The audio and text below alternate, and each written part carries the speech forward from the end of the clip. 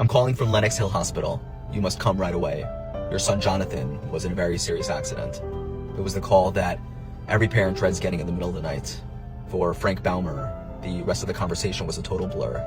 He and his wife Lisa rushed to the hospital. They were brought into the room where Jonathan was being operated on. Dr. Stuart Strauss, the neurological specialist, informed them of their son's prognosis. The pressure on his brain as a result of the accident caused severe swelling, and the CAT scan showed that there was bleeding as well. Frank held on to his hope, but Lisa was falling apart. The days came and went, and there was still no improvement. The days turned into weeks, and then weeks into months, and it became more and more apparent that Frank's hopes were nothing more than a desperate father's dream. 5 months since the accident, and there was still zero improvement. Jonathan's siblings began to discuss the idea of taking their brother off life support. Although their love for him was boundless, they knew that there was no hope. After speaking with the doctors, Frank was convinced that it was time to say goodbye to Jonathan. The following week, Lisa, Frank, and their children came to the hospital.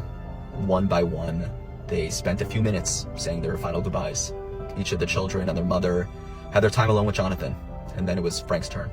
He walked into the room, as he had every single day for the past 5 months. He sat down next to his son's bedside and said, "Jonathan, I'm gonna hold your hand, and I need you to squeeze it if you can hear me, okay?" No response. "Jonathan, if you don't squeeze my hand, they're gonna pull the plug. I'm gonna ask you one last time, and then I'm gonna need to leave. If you can hear me, please squeeze my hand." Frank waited for what felt like an eternity, and still nothing. He slowly began to release his hand, and then suddenly, he felt it. He wasn't sure if it was real, or was his mind playing tricks on him. "Jonathan, was that you?" He desperately pleaded for his son to do it again. Frank felt it, over and over again.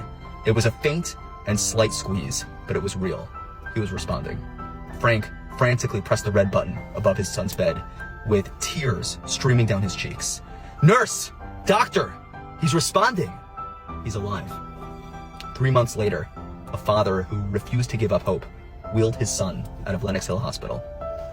All our lives, God waits patiently by our side, waiting for us to connect with him, to come close to him, to call out to him in our time of need. And he refuses to give up. Every single day, he asks us to squeeze his hand if we can hear him. From the depths of our souls, we finally respond, "Yes, we hear you, and we beg you to never leave our side."